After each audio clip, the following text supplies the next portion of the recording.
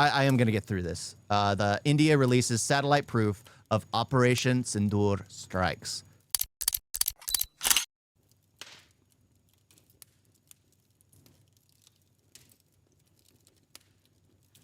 Yeah, because it's funny because when I was I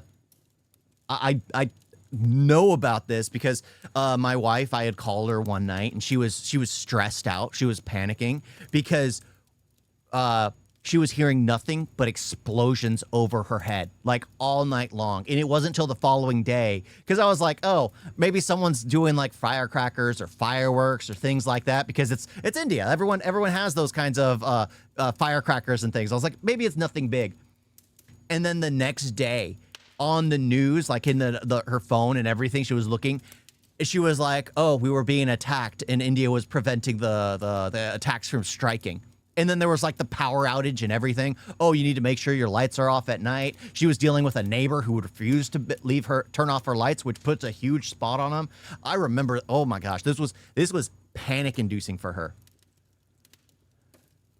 No, she was in Jammu at the time.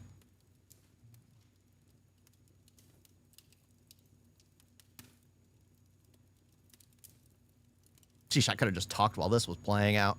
It's all so quiet. Yeah, but that's the thing. It's just like she would be talking and I'd end up hearing explosions. I like that ad. Welcome to this special press conference on Operation Sindoor. We will begin with opening statements by the three senior officers to my right here, who have been directly overseeing operations during Operation Sindoor. We have Lieutenant General Rajiv Ghai, Director General, Military Operations, who will cover the aspects related to land domain. Air Marshal A.K. Bharti, to his right, Director General, Air Operations, will provide insights on the air domain. And to my right is Vice Admiral A.N. Pramod, Director General, Naval Operations, who will cover aspects on maritime domain. Following their briefings, we will move on to the question answer session. I now request the DGMO to commence the opening brief. Thank you, Sandeep. A very good evening to all. Watch new one, not this one? What's the difference?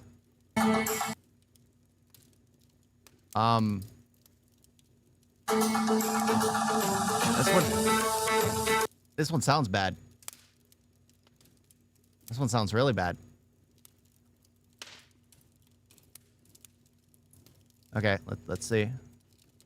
With opening statement by the three senior officers to my right here, who have been directly overseeing operations during Operation Sindoor. We have Lieutenant General Rajiv Ghai, Director General, Military Operations. It's funny that because my wife had to tell me what Sindoor meant. I had no freaking clue. And now that I see it, I'm like, oh, I see it now. I see it now. It's literally right here. It's literally right here.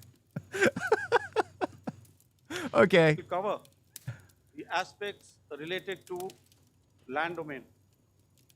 Air Marshal A.K. Bharti, to his right. To my right is Vice Admiral A.N. Pramod, Director General, Naval Operations, who will cover aspects on maritime domain. Following their briefings, we will move on to... Someone's asking why, after the Kashmiri genocide, they did not make any organization. What does that even mean?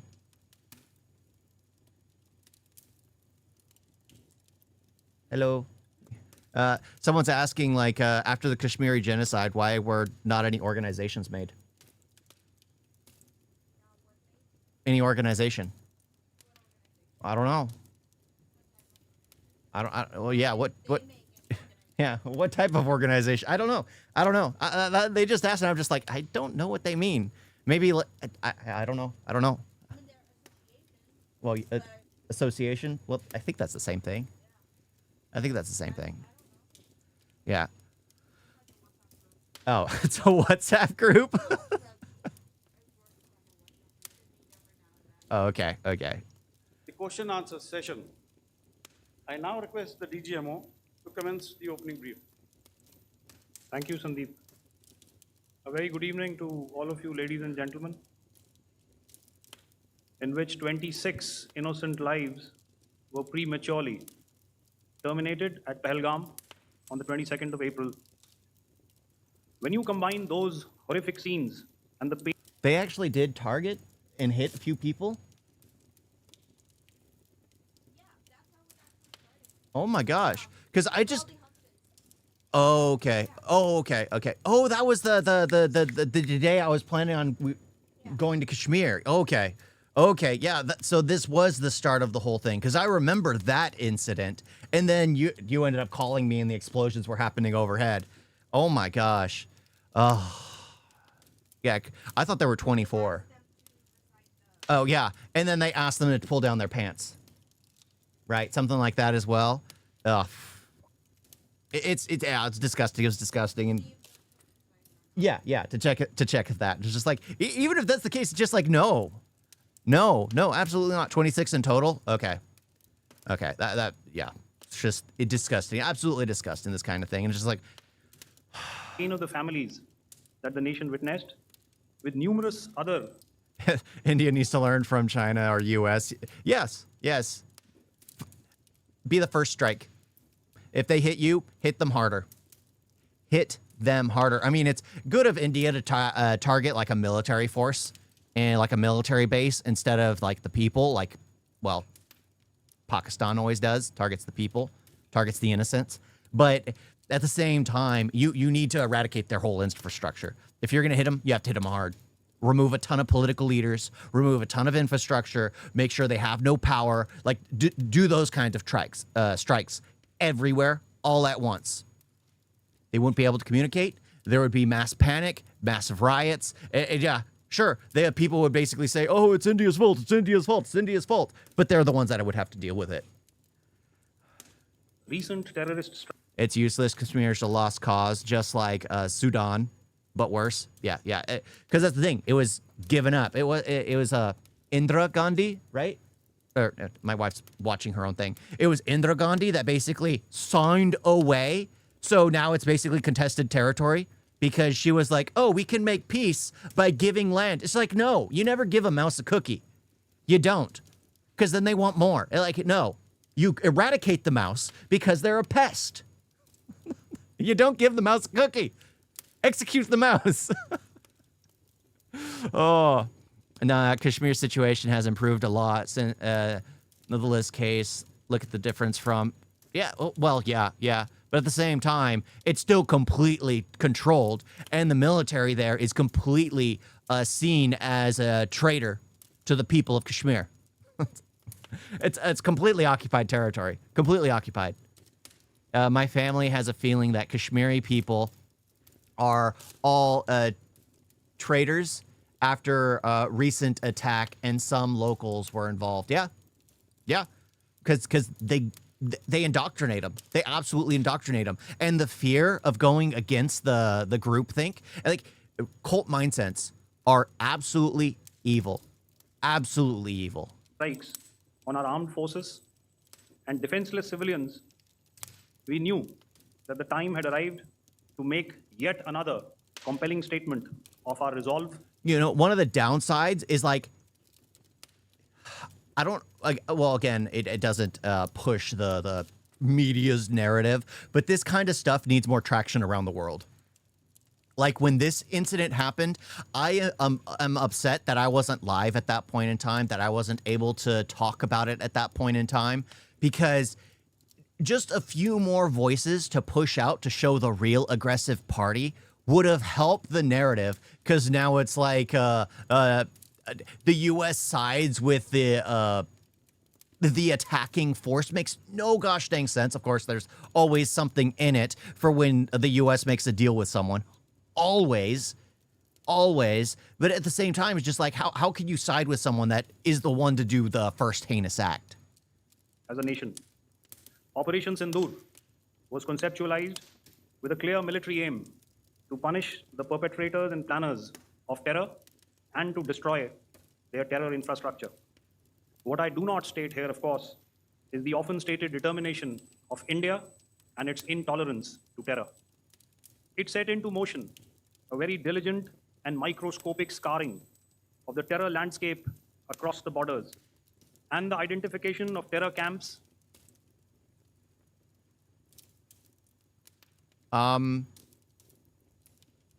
That's not me.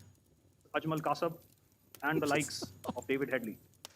What followed was a careful scrutiny of each of these sinister locations, their layout, configuration, even the type of construction it needs to deduce and identify the exact vector that was required for their neutralization. On that fateful and historical 11th of May that was helmed by our foreign total Sabir Ahmed. Line of control was also violated soon after by Pakistan, and the erratic and rattled response of our enemy was apparent from the that terms of precision. But we had no choice. Sequence of events have already been detailed. We carefully selected the targets, and out of the 9 were the notorious training camps at the international boundary. Through critical target system analysis and plan to engage these targets with instead targeted airstrikes. Yeah, change please. Were you sure about this one? This one's not so good. If I'm honest. Oh well. It's cutting out, but I know the gist. It's quicker. It is. That's not me. Because the time is running. Time is running. Oh, time is running. And this empty ground. Next. If you relate. Well, I was checking out another one, and then they said this one was the better one, but it is shorter, so it's just going to skip through everything. The empty ground is here, and you see this is the first weapon that is impacting. This is the impact point number 1 on Buritke training camp with our precision guided weapon on early morning 7th. Next, please. My bet is Islamic Britain would side with China. So you mean Britain? You're basically saying Britain will side with China now. Britain is an Islamic nation now. Let's be honest. Britain's lost. Keep your eyes glued for the second weapon coming in. And the second impact on the selected target point. Next slide, please.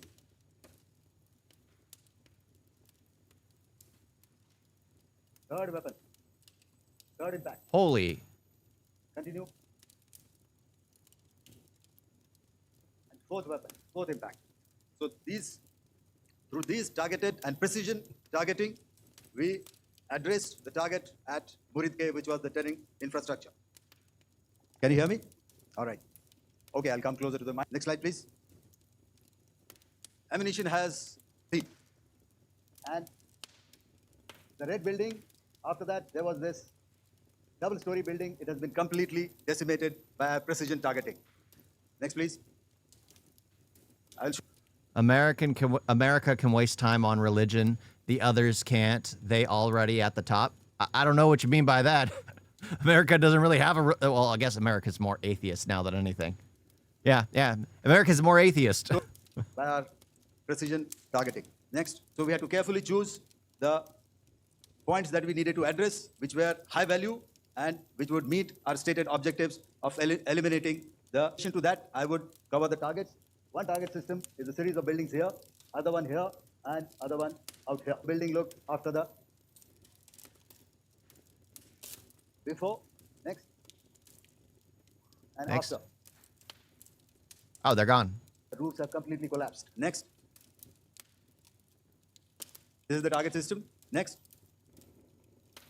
Precision targeting, and we've achieved our objectives here. Next.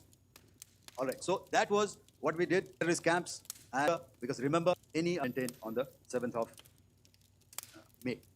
However, what we saw in the evening of 7th of May, we were saturated with a raid of Pakistani unmanned civilian areas over our military. I'm not watching the full briefing. I'm watching a jittery one That doesn't seem to be loading, but this is the one recommended, so I'm checking it out.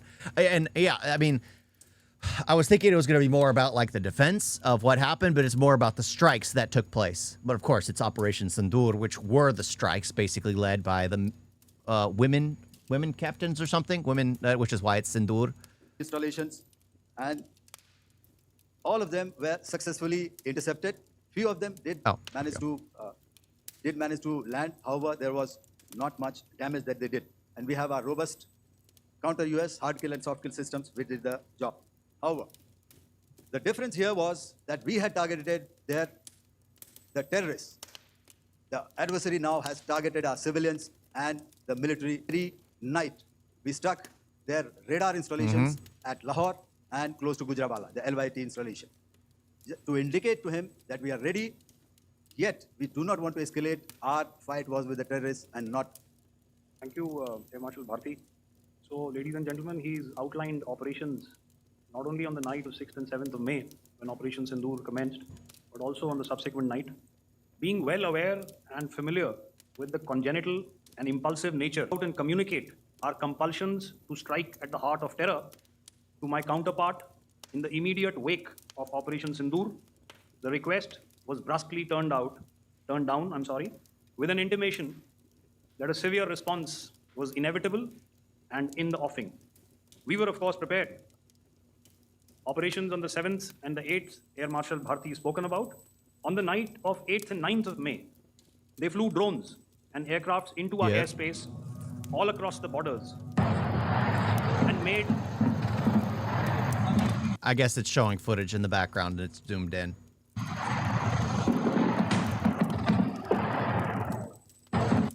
And made largely unsuccessful attempts to target numerous military infrastructure. Violations on the line of control by Pakistan also commenced yet again and precipitated into fierce RT engagements. The air operations on the night of 8th and 9th of May, I'll yet again request the DG Air Operations to cover.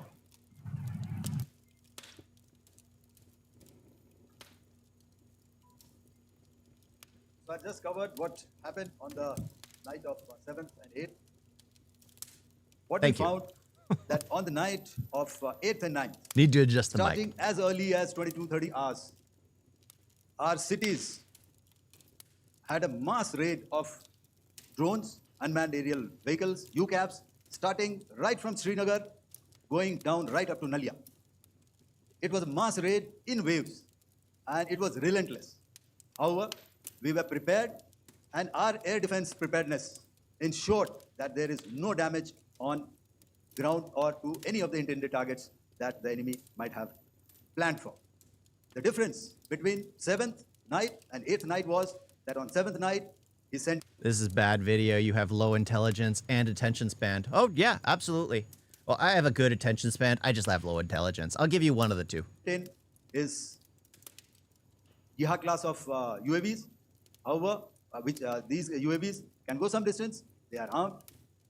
However, on the 8th, less numbers of armed UCAVs were there or UAVs were there, and more numbers of quadcopters, maybe for surveillance or just for harassment of civilians. This continued till midnight. Our air defense preparedness ensured that there was no damage on the ground, either to the military installations or to the civilians.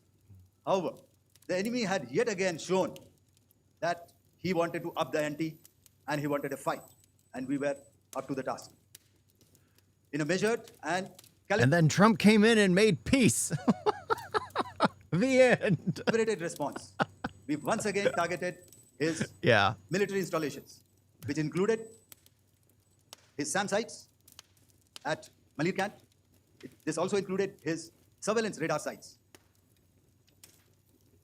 at Lahore and close to Gujranwala.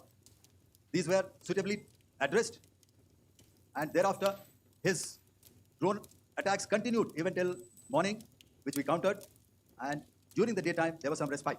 Here I would like to bring out another aspect, what we found. Yep, they kept attacking during the night. They kept attacking during the night, because I remember that you had to keep your lights off, at least what my wife said, and then hearing all the freaking sound in the air, even to where I could hear it. I could hear it. Trump my foot. Hey, that's what Trump has been saying. That is what Trump has been saying. He wants all the wins he can possibly get, even though he was backing the wrong horse in that one. Was that while the drone attacks were being launched from somewhere close to Lahore, enemy had allowed his civilian aircraft to also continue to fly out of Lahore. Not only his own aircraft, but international passenger aircraft, which is quite insensitive, and we had to exercise extreme caution, even at the cost of some tactical disadvantage, to ensure that there is no damage to any of the civilian aircraft. And this was also brought out in our press briefing during. Dang, I wouldn't have been that way. That's more considerate than I would be. That's more considerate. I'd be like, well, we need to target that base that's targeting us. They're going to be at fault. We'll release all the information that we have, and Pakistan will be at fault for these civilian lives because they're the ones still utilizing this base to attack India. During the day. So I will now hand over to my colleague to cover the events of 9th onwards. Like I said, I am always the same when it comes to war. If someone's striking you, you strike them back. And in the end, they're at fault. They're at fault. Someone comes at you with a knife and you gun them down, they were at fault. Sure, they're bleeding out and dying on the ground, but they were at fault. I'd feel nothing about it. On land, we also undertook certain measures, such as deployment of air defense and electronic warfare assets to establish an integrated grid with the Indian Air Force, and I've seen and heard some of you wax eloquent about the benefits of such an architecture when it comes to negating and combating air intrusions. We also carried out deployment to include movement of our forces in the land, sea, and air domains. The night of the 9th and the 10th of May saw similar intrusions by drones and aircrafts, and this time there was a concerted effort to target airfields and some very, very important logistic installations, albeit yet again unsuccessful and denied gallantly and efficiently, I must say, by the integrated Indian Air Force and Indian Army Air Defense. I like how you said that. Let's just say Pakistan made an offer that Trump couldn't refuse. So I guess Pakistan's the godfather in this one. Trump is the obedient servant. You need someone to do their dirty work in the Middle East, and his crypto business. Yeah, they needed someone for the Middle East. You need to have, in order to try to broker that deal between Israel and Pakistan, he needed some horses in the race. We further strengthened our deployment and also initiated some pressure points to send a very clear and unambiguous message to the other side to desist from any misadventures on land. Some of the airfields and dumps saw repeated attacks in waves from the air. All were thwarted. The Pakistan Army has reported to have lost approximately 35 to 40 personnel in artillery and small arms firing on the line of control between the 7th and the 10th of May. What the other side had probably also not reckoned with was the speedy and precise turnaround and hit back by the Indian Air Force. And I will yet again ask Air Marshal Bharti to speak about these significant and game-changing strikes. I will thereafter request Vice Admiral Pramod, my colleague and Director General of Naval Operations, to tell us about some very telling naval maneuvers in the Arabian Sea that exerted pressure on the night of 9th and 10th of May. Over to you, sir. Commencing about 2000 hours, that is 8 p.m. local time, on 8th of May, several Pakistani unmanned aerial systems, drones, combat vehicles attacked multiple IF bases. These included Jammu, Udhampur, Pathankot, Amritsar, Bhatinda, Nal, Dalhousie, Thois, Jaisalmer, Uttarlai, Falodi, Nalia. These were almost simultaneous and they came in waves. All our AD guns and other systems were waiting for them. All these waves were neutralized by our trained crew using the air defense systems that they have.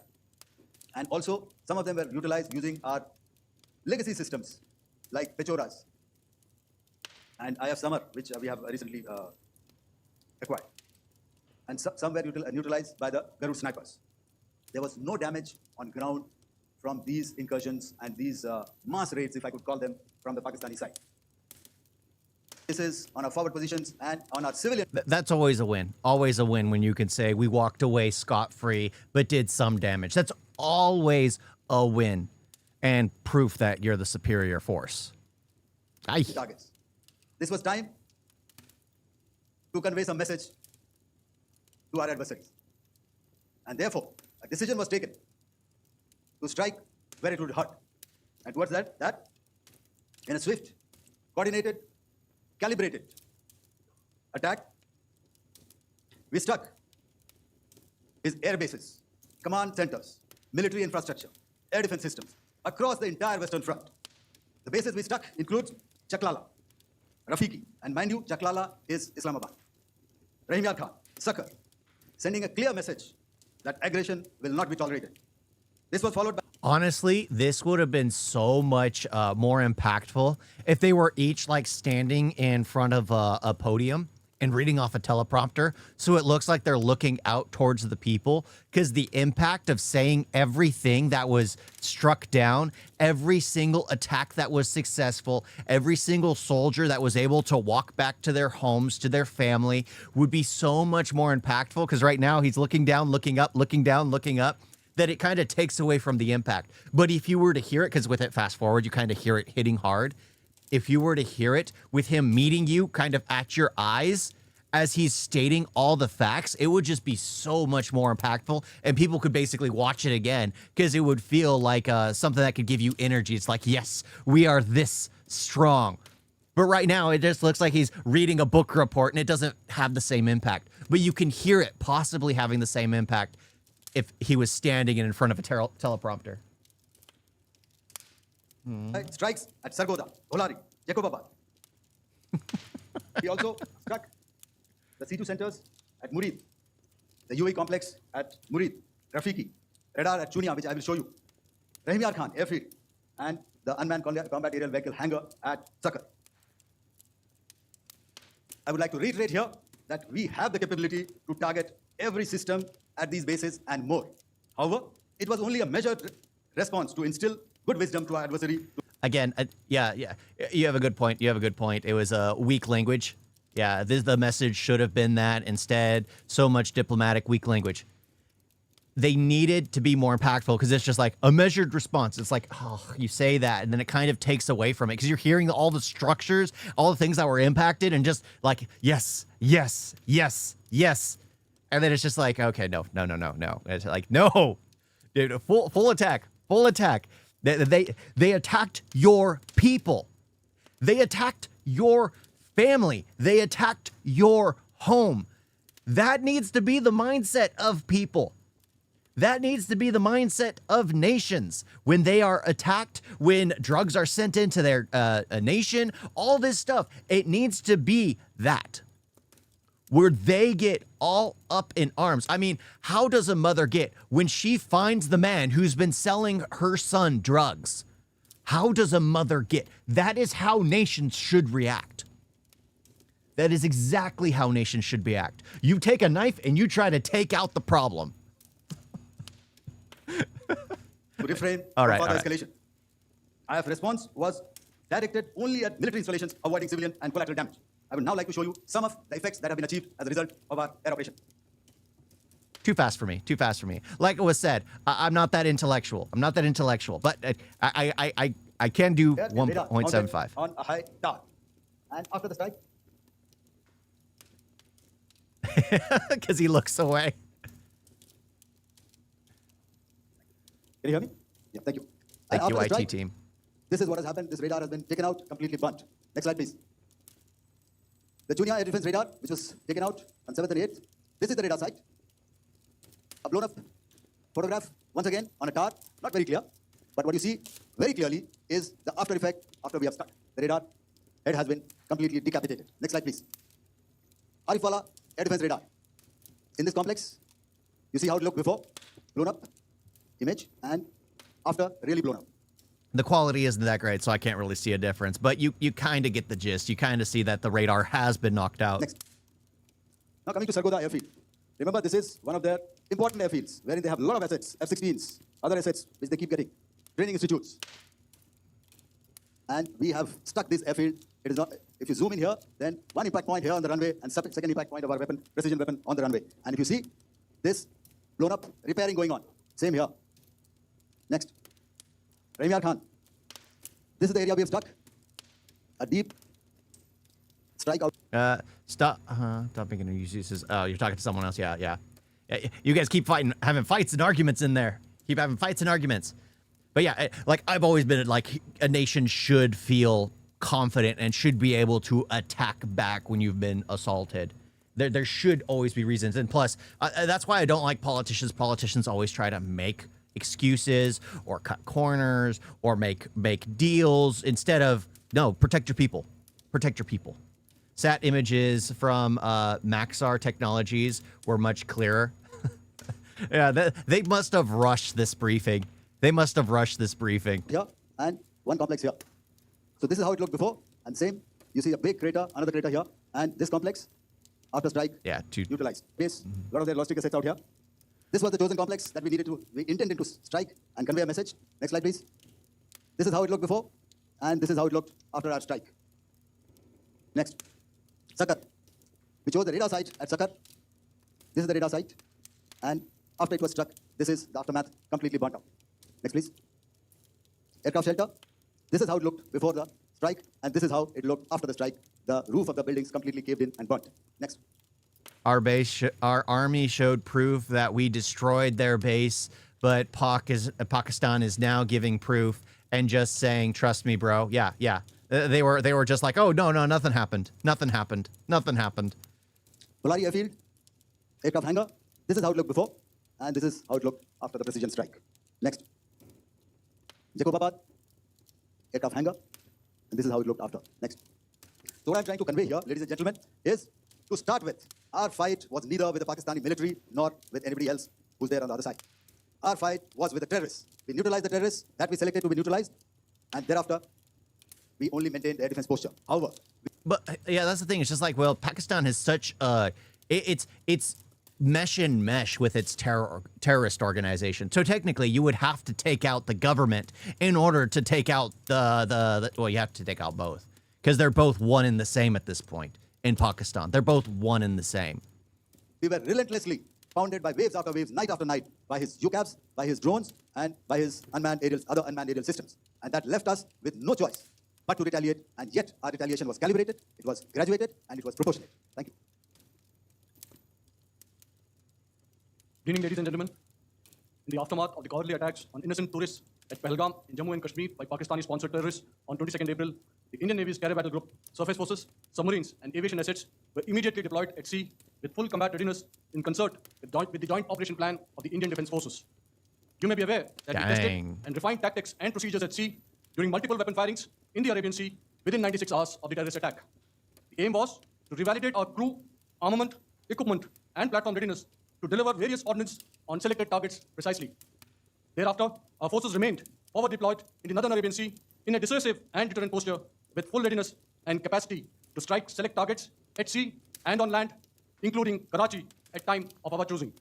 The forward deployment of the Indian Navy compelled Pakistani naval and air units to be in a defensive posture, mostly inside harbors or very close to the coast, which we monitored continuously. The Indian Navy maintained seamless maritime domain awareness throughout the duration and was entirely aware of the location and movement of Pakistani units.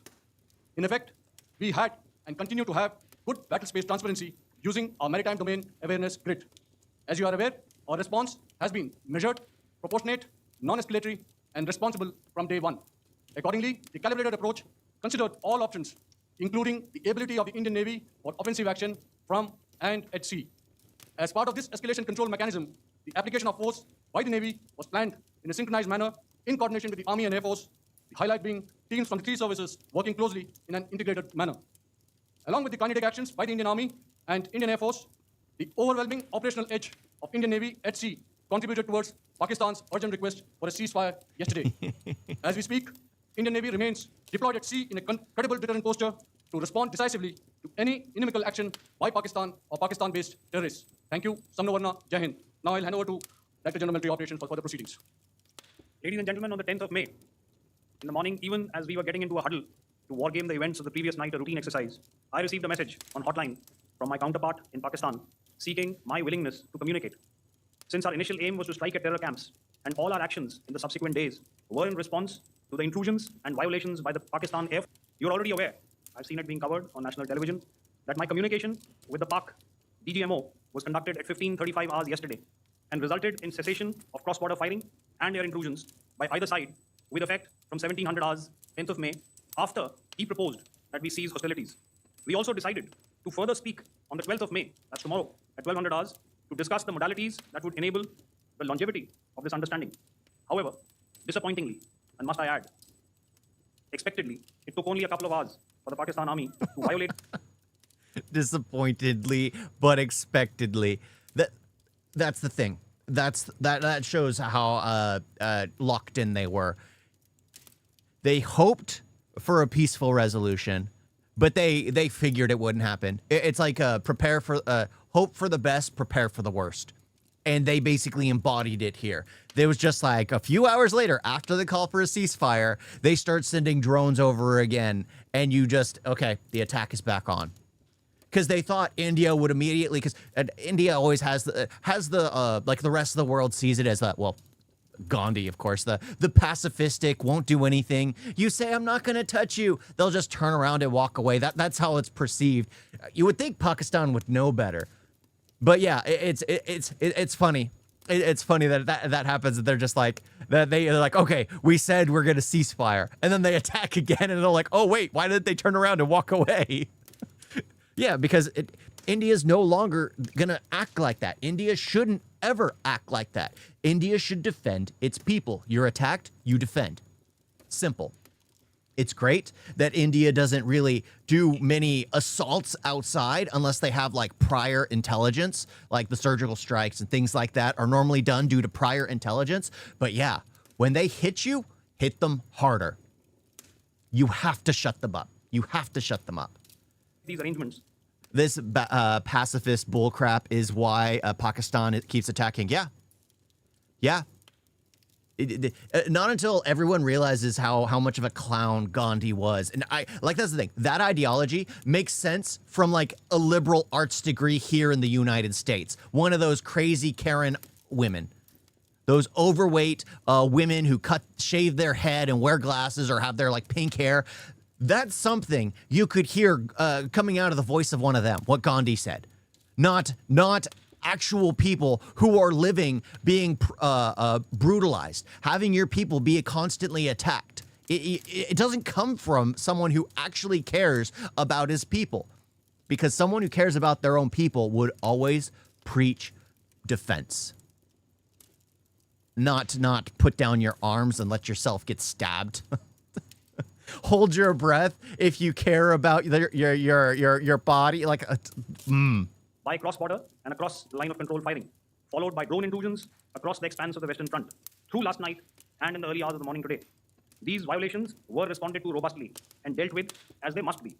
We have earlier today sent another hotline message to my counterpart, highlighting these violations of the understanding between the DGMOs on the 10th of May and punitively, if repeated tonight, subsequently, or later. In this regard, I must inform all of you that the Chief of Army Staff has earlier today conducted a security review and has granted full authority to our Army commanders for counteractions in the kinetic domain in case of any violation by Pakistan.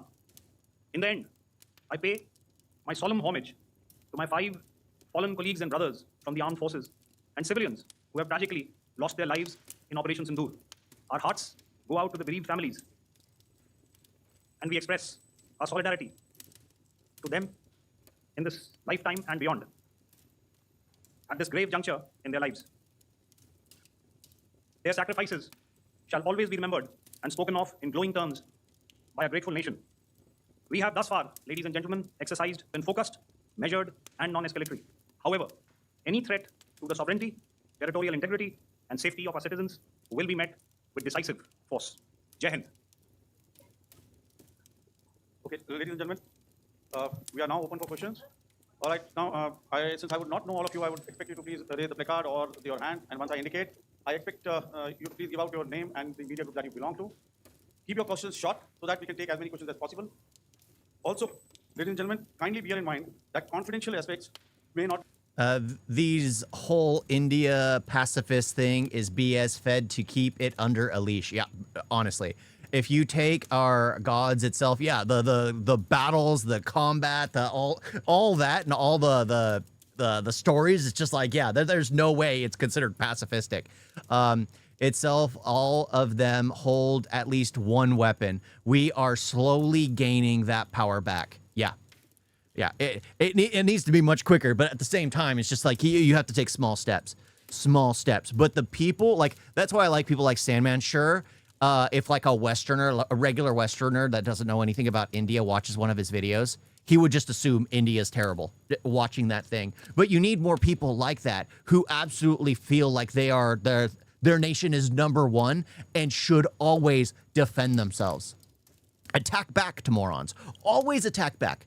I should be attacked back for saying things that are nonsensical because not everyone will always see eye to eye. I will say things because not everyone agrees that, oh, if someone comes and hits you, you can hit them. Not everyone agrees.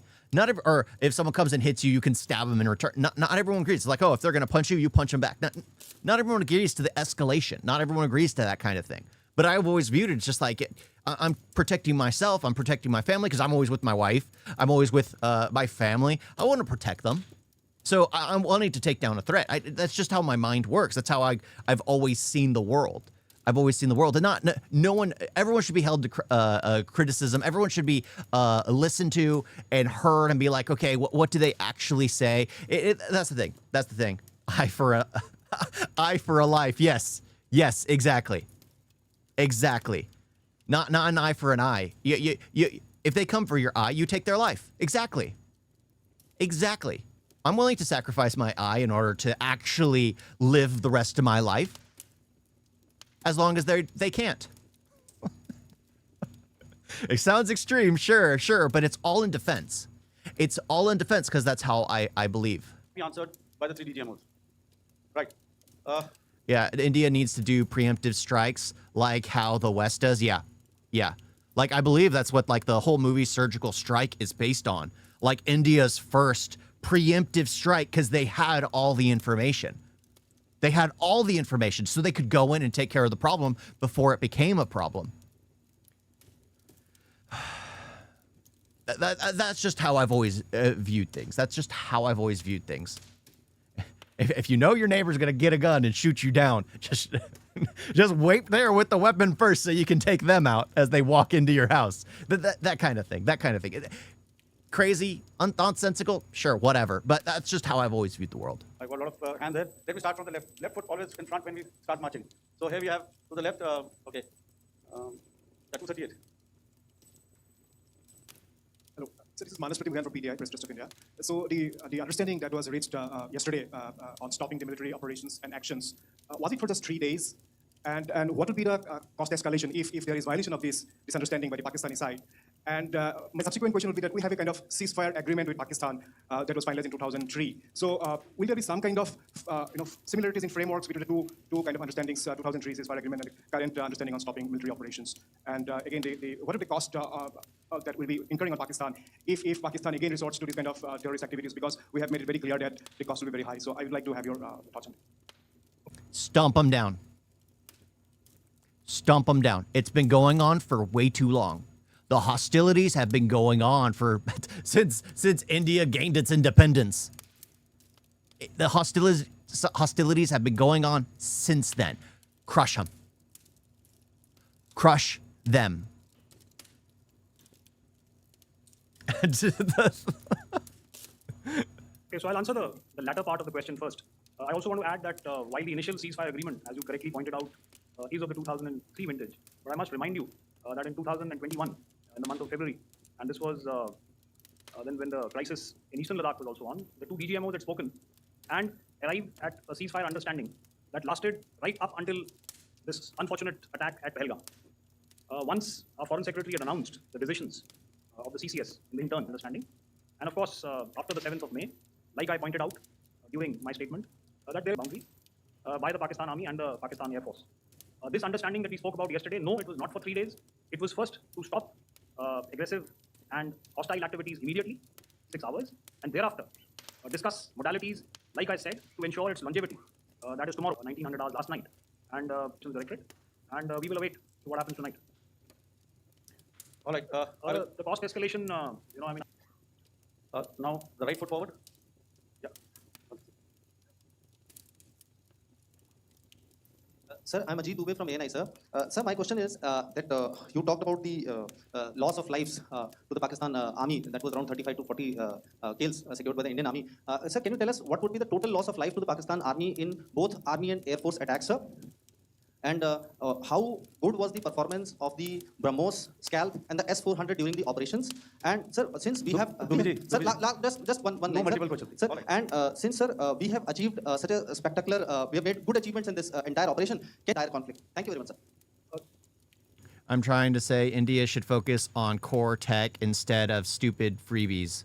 I don't know what you mean by freebies, but yes, tech. Tech is the future. As like India can be the cornerstone of modern technology in the world, and eventually everyone would have to follow suit.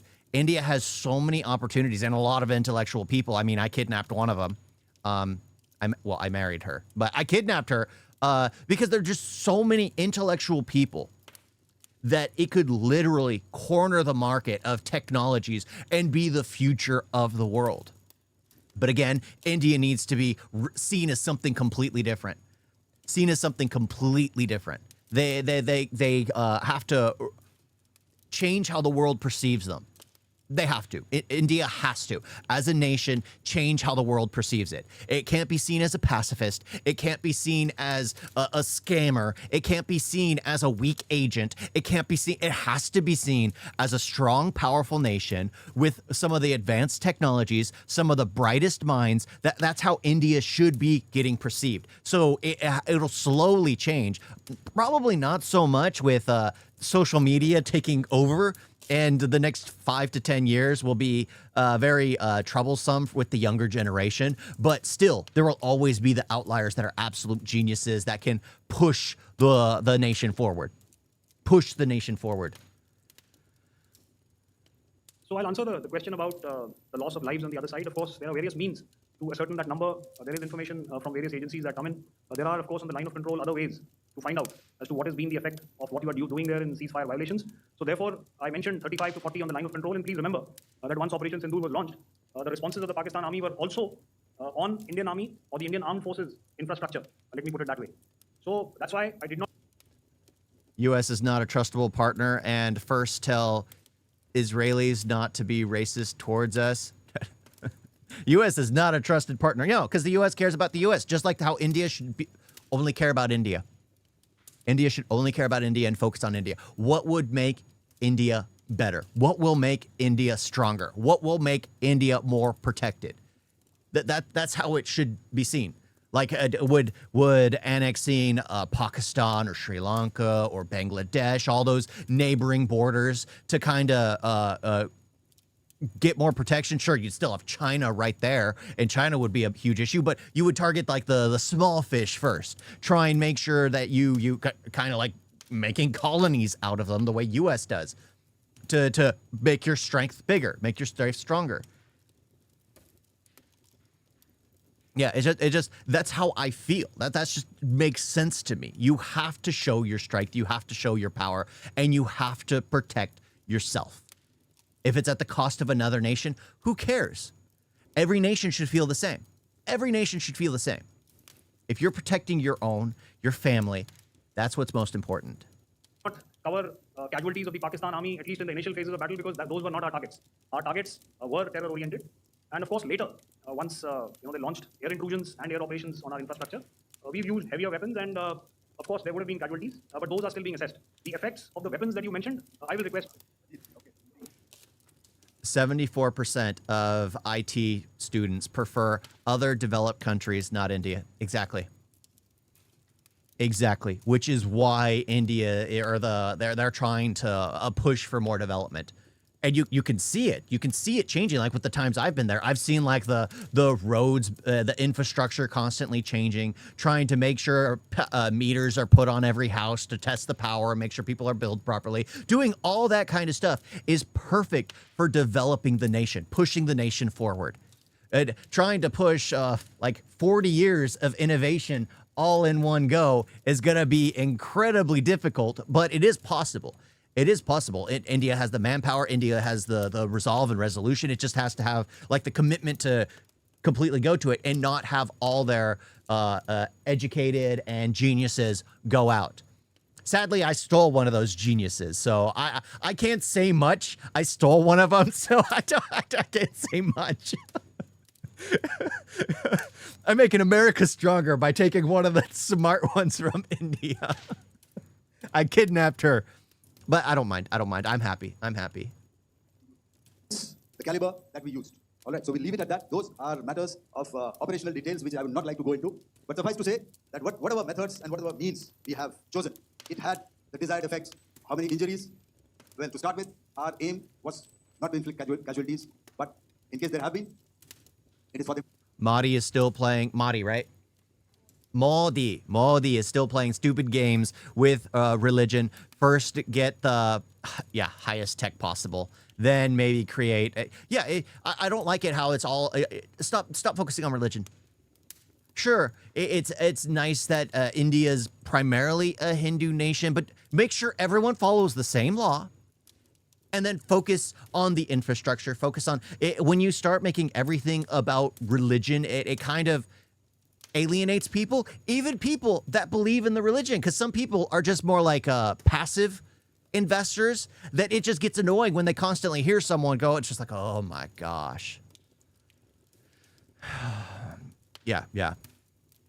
But just focus on taking care of what you can and leave religion out of politics. Just make sure everyone follows the laws. That's what it should be. You can thank your God. You can pray. You could do all that. Like if you're gonna do a sermon, you want to, or not a sermon, but you want to like end your speech with like a prayer or something. That's fine. That's fine. But if the whole thing's about religion, it could be annoying. To count. Our job is to hit the target, not to count the body bags. The last part of Bobby will tell you how India conquered the mines everywhere, still doing.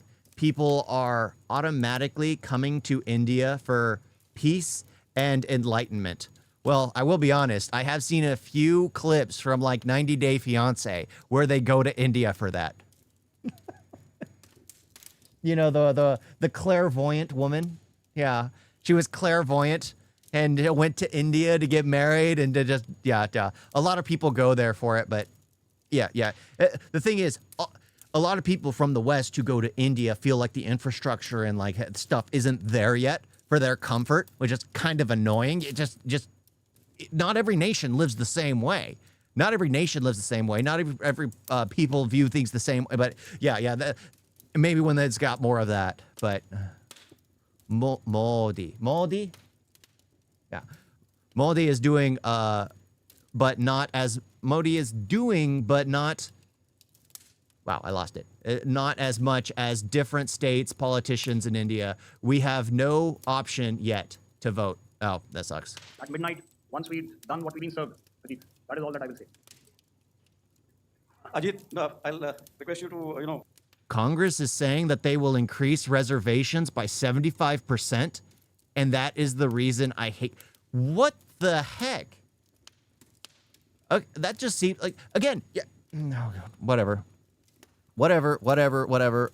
People need to be able to do things for themselves. They need to work towards a better nation. They need to work towards a better people. They need to work towards, oh my gosh. It's like a kid that lives at home and chooses to do nothing. Just constantly living at home with their parents, choosing not to work, choosing not to be productive, just choosing to play video games all day and do nothing. I mean, if you're a streamer, that's a different story. Like those guys who start streaming and want to make but if they're getting paid, great. But that's what those reservations are pretty much like. The people who literally do nothing. It is, you may disagree. I probably said it.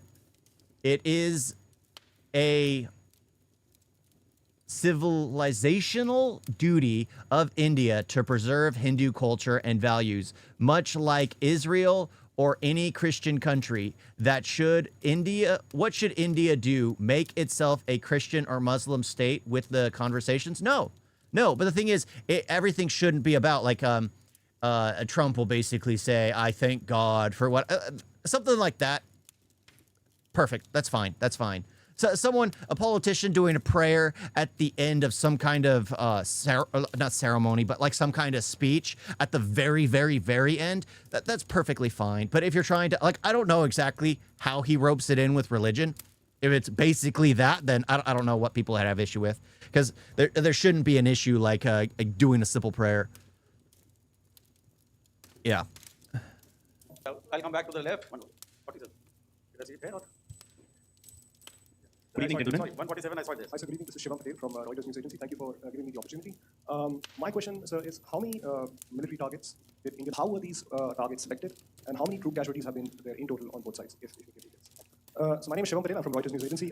My question is, how many military targets in total did the India arm from both sides? If you can? So you're speaking of the targets that I mentioned in the wake of the attack at Pahalgam, right? Yeah, I think it's amply clear to everybody here that the Pakistanis are not on the line of control when ceasefire violations have been on to try and infiltrate and carry out and perpetrate activities that we are all very well familiar with.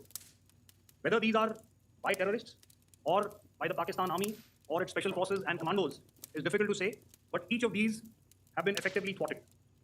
So therefore, as far as engagements of military targets on the other side is concerned, I thought Air Marshal Bharti covered those very well and in detail. And he also mentioned as to how they went about targeting those. I think those images were very clear and very, very graphic in telling us as to what we needed to hit. And you remember that right at the outset, I said that we even went into what was the construction in each of these locations, and therefore decided on the vector that had to be utilized. Please. If I could add to what the DGMO has said, I have already detailed the targets. Now, whether it is X numbers or Y numbers that is immaterial. And what damage have we inflicted? You have seen. What are the casualties on the other side? As I said, that is for them to count. As far as we are concerned, from the air defense side, if they had a choice. My opinion is the government should focus on development and good infrastructure and just stop using religion and caste like Modi and Rahul. Yeah. Religion and caste. Never. It should be the infrastructure. It should be development. It should be technology. It should be like furthering the nation. That should always be top priority. It should always be the betterment of the people. Religion should be in the back. It should be. Like, that's why in the U.S. is a church separation between church and state. The church can't dictate to the nation what to do. It just can't. Sure, you'll have religious leaders, but at the same, like a religious president, but they can't take their faith into the White House. They just can't. It's completely different. You are not reading the Twitch chats? I don't get many Twitch chats. That's the thing. They would have definitely come in. They're fighters, the more numbers of UCAVs. It is not that they did not intend to come in. It is only that our robust AD posture prevented them from coming in. So that must be known, and that must be realized by all the audience here.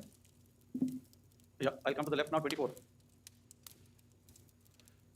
USA has less than 3 million Muslims, and India has 250 million Muslims, and 420 million Muslims at its border. Yeah, that would be difficult. That would be difficult. But then again, you have to take into account the population density. The U.S. is, I think, like 380,000 people. No, I'm completely 380,000. No, 380 million. Sorry, my brain is all off. My brain is all off. In India, to get administration to medical colleges, there is 50% reservation, which is just messed up. And then to pass the exam to get medical degree, reservation quota people to score minus freaking 40 marks out of, still pass.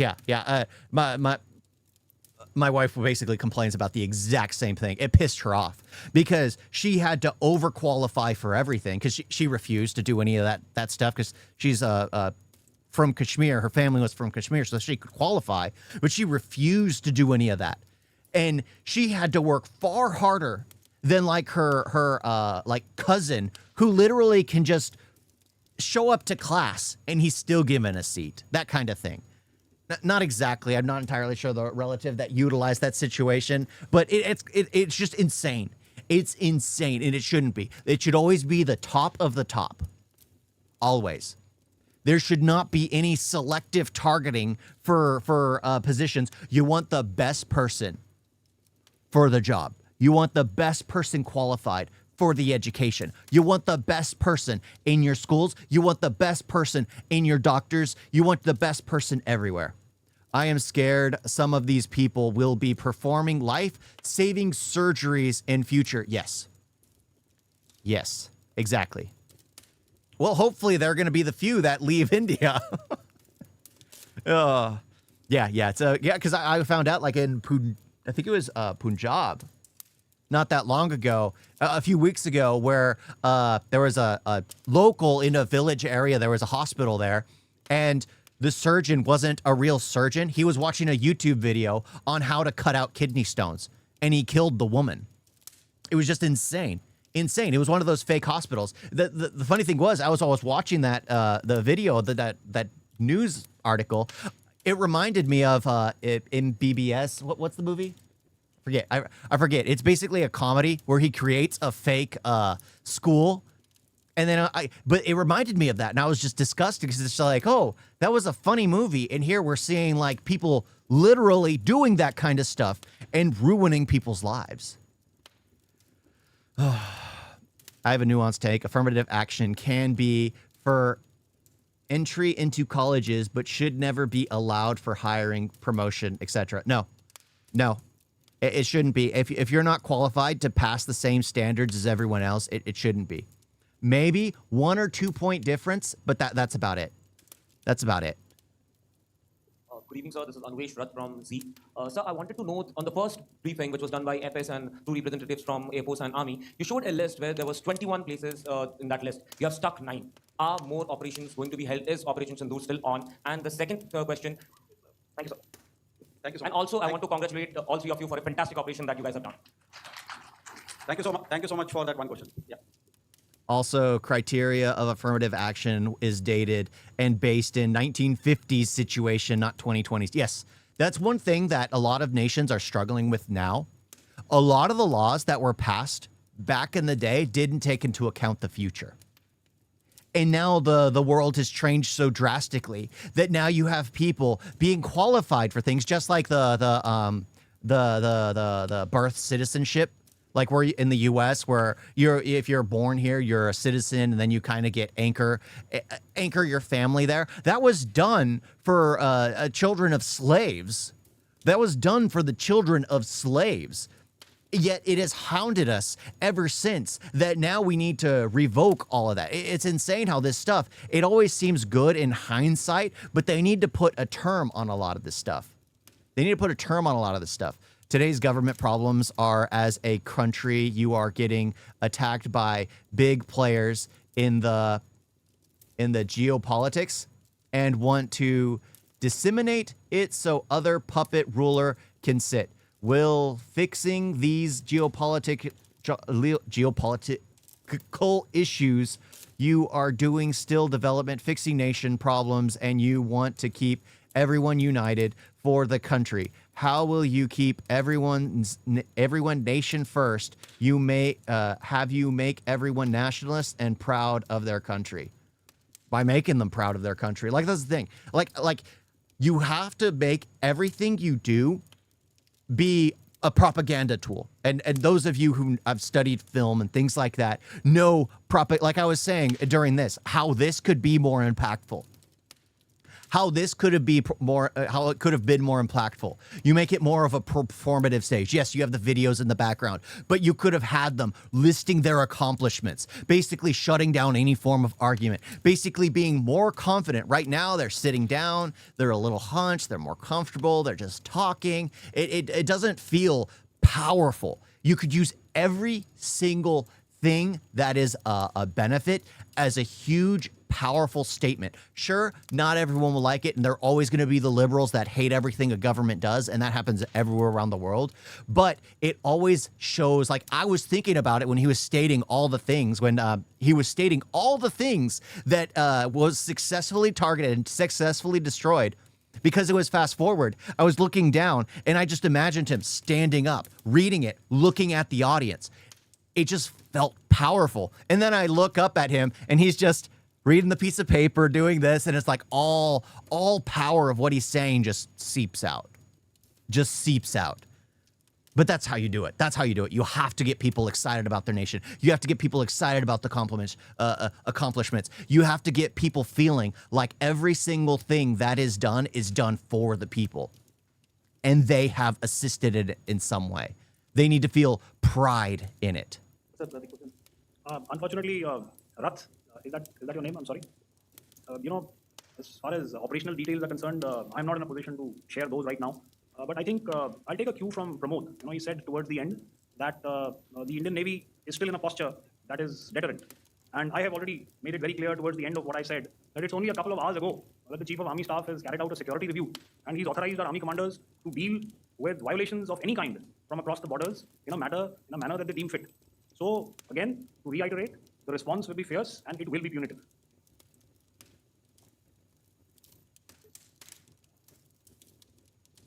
Next. Call on somebody. This side now? Yeah, 255. She said middle wale kya karenge, so 255. Oh, sorry. Good evening, sir. I'm Shailesh from National Defense. Please allow me, first of all, to pay my gratitude for protecting us Indians. Thank you very much. Sir, I like that. I like how he started like, thank you. Thank you for your service. That's what they need. That's what they need. since the enemy has been talking about taking down our aerial platforms, it would be deemed fit in case we can reveal that we have taken down their fighter jets. What could be the number? Though you said that in Pakistan. Please for me. All right. See, so we don't have the wreckage with us, but definitely we have downed a few planes. Numbers, we would not like to hazard a guess out here. Okay, I have the numbers, and we are getting into the technical details of it to establish it. So I would not like to put a figure at this time, but definitely there are losses from their side which we have inflicted. Were they fourth generation plus, sir? No, See, you're putting words into my mouth. Why do you say fourth generation? Let us make it high tech. Thank you so much. all right. Yeah, 163.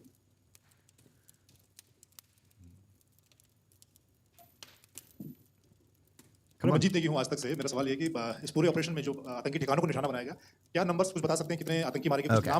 कुछ नाम media में आए भी हैं जो बड़े उसके mastermind थे। और एक सवाल जो आज एयरफोर्स ने ट्वीट किया कि ऑपरेशन सिंदूर अभी जारी है और सरकार की तरफ से भी कहा गया। और पिछली बार जब Translate for me. They don't have subtitles for this. It was all in English, and then somebody comes out speaking Hindi, and I'm like, okay, I'm out. विदेश मंत्रालय की प्रेस कॉन्फ्रेंस पहले हुई थी, उसमें वो लिस्ट दिखाई गई थी कि 21 टेरर कैंप आइडेंटिफाई किए गए। तो क्या जो बाकी बचे हुए टेरर कैंप उन पर भी कार्रवाई होगी? और एक नंबर आप जरा बता पाएं कितने टेररिस्ट मारे गए? Yeah, I know. I wanted you to translate what the question was. Manjeet ji, 3 questions. The third one has just been asked here before. So 21 the things, so I'll request the first to be answered so that we have more number of people who can ask. Oh, it's the same, जब मैंने same statement दिया question तो as मैंने before. शुरू में ही कहा कि जैसे ही ऑपरेशन सिंदूर कंसेप्चुअलाइज हुआ तो हमारा जो पीछे की कार्रवाई होती है स्पेड वर्क और टारगेट्स को आइडेंटिफाई और एनालाइज करने की कार्रवाई शुरू हो गई। मैंने जब स्टेटमेंट दिया तो मैंने बताया कि बहुत सारे थे, हमने 21 दिखाए होंगे और भी हैं, लेकिन वो लिस्ट फिल्टर करते करते 21 तक पहुंची। अब क्या आगे एंगेज किए जाने हमें अभी तक असेसमेंट किया है, उसमें उन्होंने तस्वीर भी देखी कि काफ़ी प्रोमिनेंट जो फ्यूनरल था, काफ़ी प्रोमिनेंट एक जो हस्ती हैं वो ऑर्गेनाइज कर रहे थे और उस फ्यूनरल में और कौन कौन लोग अटेंड कर रहे थे वो तो आपने देखा ही। तो आप लोग सब समझदार हैं और मुझे ये कहने की जरूरत नहीं है कि इन लोगों को कहाँ से सपोर्ट मिल रहा है। अगर नहीं मिल रहा होता अरे सवालों का जवाब दे दिया। Sir, next is from 17. Sir मेरा नाम अंजू मेहरबान है, TV9 भारतवर्ष से। सर मेरा सवाल ये है कि ऑपरेशन सिंदूर में हमारी जो इंडियन नेवी है उसके बारे में सर थोड़ा सा बताइए कि किस तरह की उसकी भूमिका रही, क्योंकि हमने इस दौरान सर देखा Okay. बहुत सारी स्पेकुलेशन भी आई और ये बोला गया कि Thinks it's हमारी music. नेवी ने ऑपरेशन किया है, तो सर इस पे थोड़ी सी क्लैरिटी चाहिए। और सर हमने कौन-कौन से फाइटर एयरक्राफ्ट डाउन किए हैं अगर We have quantitative and qualitative edge to deliver a massive blow to our adversary, and we completely dominate in the maritime front. Indian Navy's action is part of the escalation ladder mechanism which we have worked out amongst 3 services. This time, if Pakistan dare take any action, and Pakistan knows it, what we are going to do. That's all. आपके सवाल का जवाब मैं पहले दे चुका हूं। इसलिए मैं बस उस तक ही सीमित रखूंगा और इतना कहना Hey, चाहूंगा it's music. कि आने वाले दिनों में आपको खुद ही पता चल जाएगा और ऐसी बातें छुपी नहीं They रहेंगी। speak तो Hindi and it thinks it's music. Okay, ladies and gentlemen, we have 1 or 2 more questions, sir. So please, they are going to be outside. You can speak to them there also. 104. 104. Get the mic. Yeah, ask. So, Dinakar with the Hindu newspaper. Are you surprised that you got this question? No, sir. One thing which Pakistan has always done better than India is setting the narrative since 1965. India has always won the real war but lost the propaganda war. Yes. Yes, absolutely.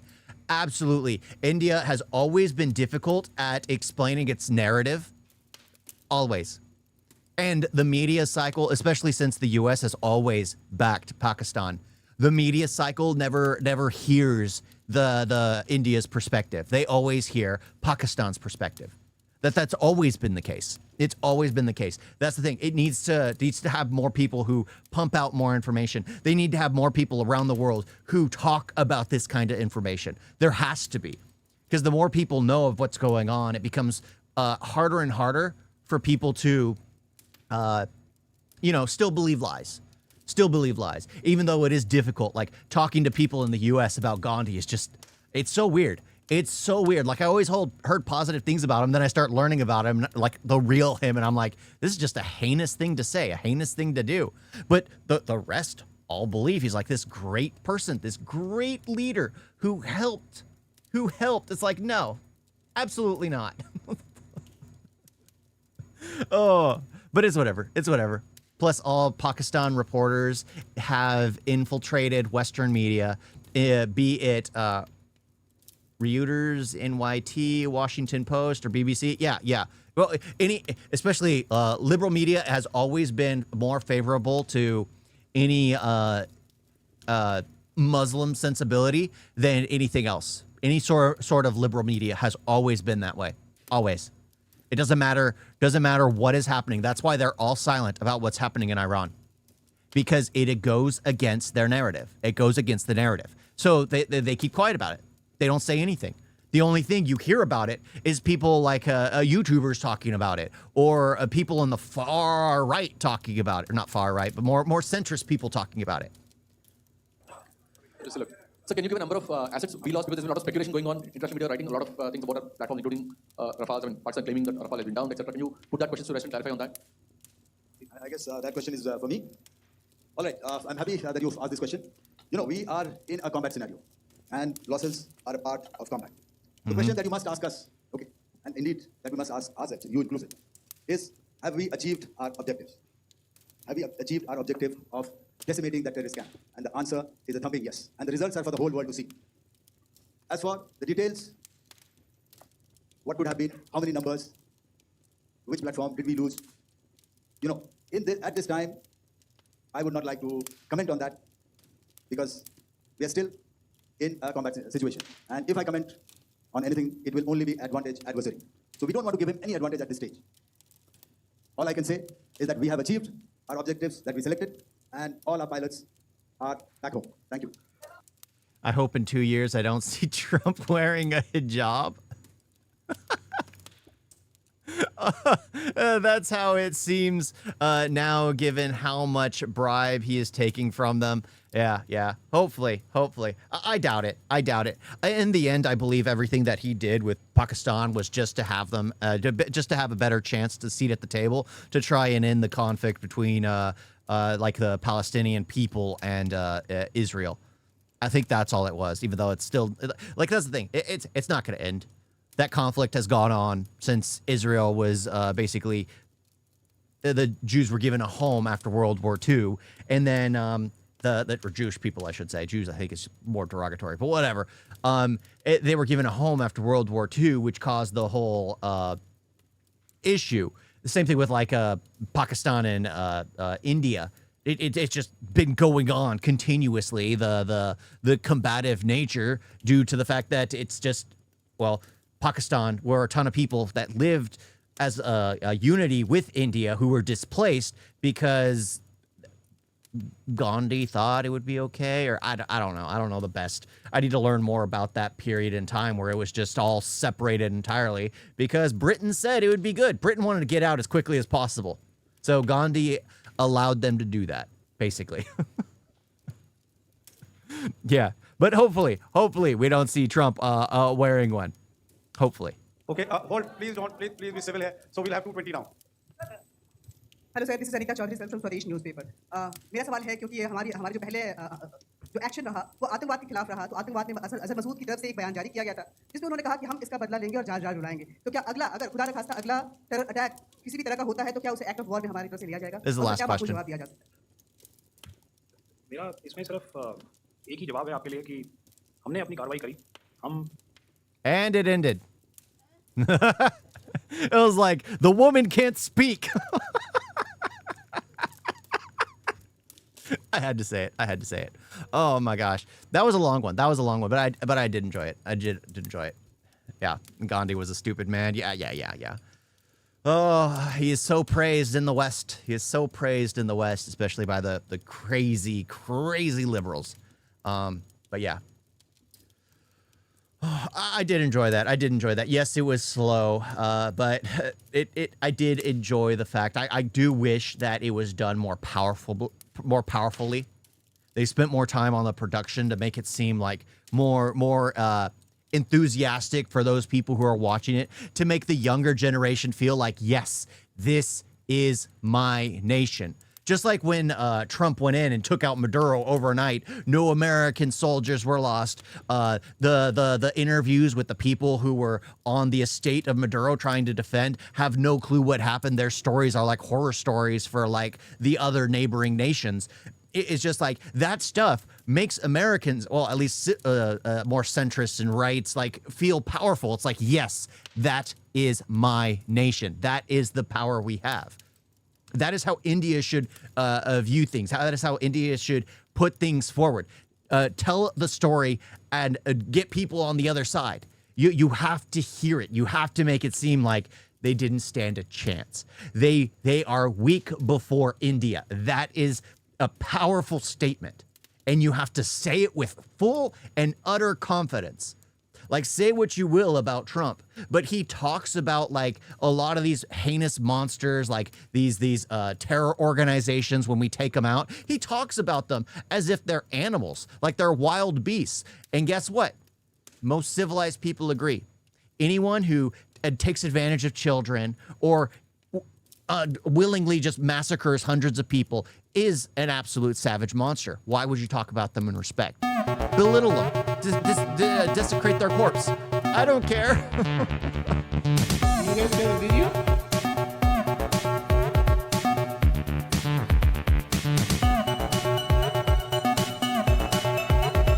What's so bad? And don't forget to like and subscribe. Where's Sandra?